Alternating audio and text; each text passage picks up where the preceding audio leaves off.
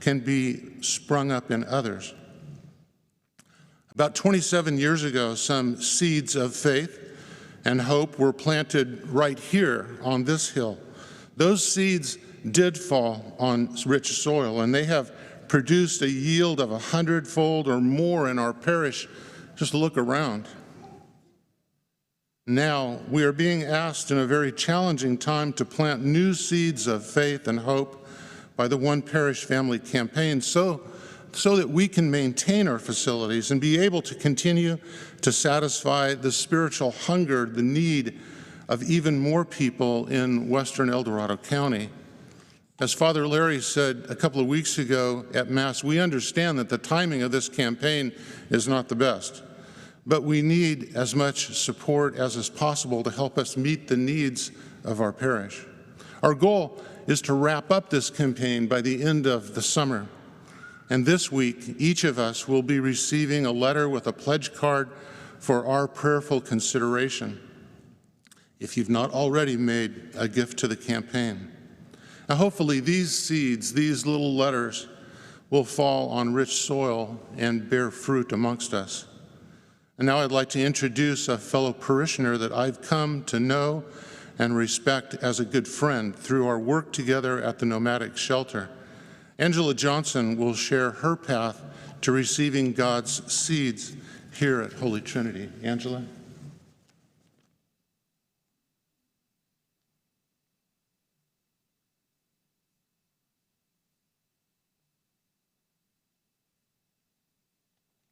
Good morning. Deacon Dan, that was wonderful, and I was one of those rocky soils, very rocky. My husband Lance and I have been parishioners of Holy Trinity for about 20 years, but my journey here was not easy. I was a lapsed Catholic for about 25 years, leaving the church in my early 20s. I proceeded to have a great life. I did not need God. I did not need a church. I had it all. But I really didn't. I didn't have anything. I just didn't know it yet. I never thought in a million years that I would return to the church, or to be right up here, or to return to God. I never thought that. But God had a different plan for me, thankfully. He is an awesome God, and His grace is amazing. So 20 years ago, I attended a 2-day Christ the King retreat. Not my plan and not what I wanted to do, but a dear friend bribed me, begging me to go with her so she wouldn't go alone. And she said the food was really, really good and the whole thing would be free. The food was really good, especially the spiritual food that I really needed. By the end of that weekend, I felt transformed and changed, but I didn't know what to do with all that transformation. So I drove home back to my real world, my great world, and in my accumulated mail, there happened to be a letter from Holy Trinity Parish that was part of a large mail blast to lots of people in the community.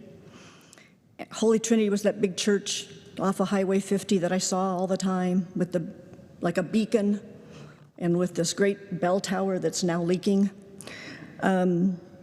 I read that letter, and it was welcoming me to return to the church, and I laughed, and I thought, no way.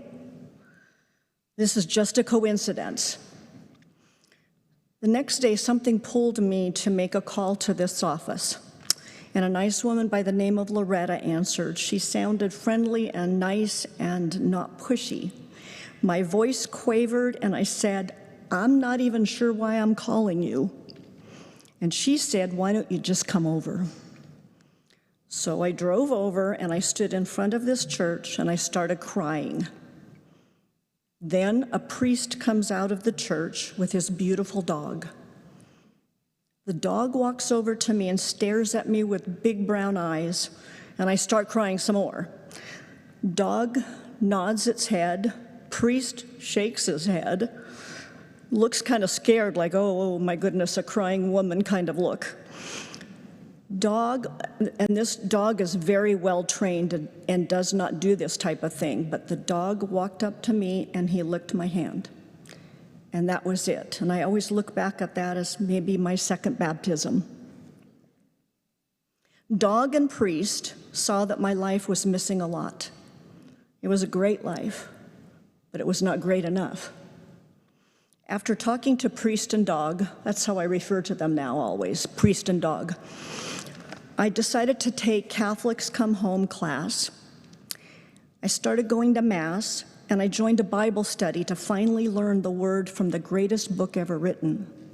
And I learned how to pray, and I prayed for forgiveness. I became reborn. I never really liked that word when Christians would tell me that. But I finally understood what it meant. I literally was reborn, and I became a new person, the same old body, but a new heart. And it was a heart for God. My life changed, and I am forever grateful to that priest and dog, especially the dog, and Monsignor Kidder. So when I say I love and that I need this spiritual home, I mean it. I want our parish to succeed and to thrive, and I don't care if my portfolio and my little IRA is less than stellar this year.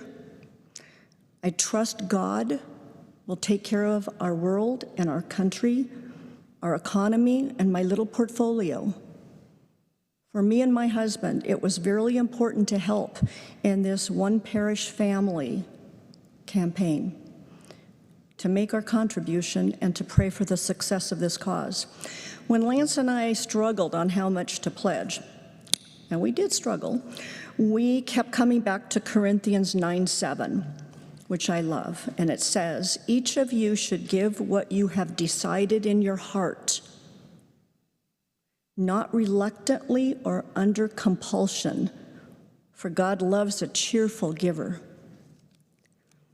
Everything that we have is from God, and it was our time to give back and to do it cheerfully.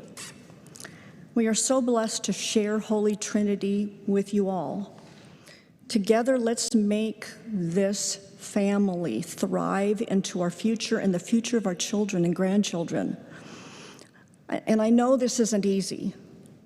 You know, money is never an easy topic. I know this is not easy, but God never promised easy. What he did promise was love, peace, and his grace, and that he'll always be with us. So as we go into the last 6 weeks of this One Parish Family campaign, I encourage you to pray and consider joining this support with a gift and a pledge that works and is meaningful for you. Thank you.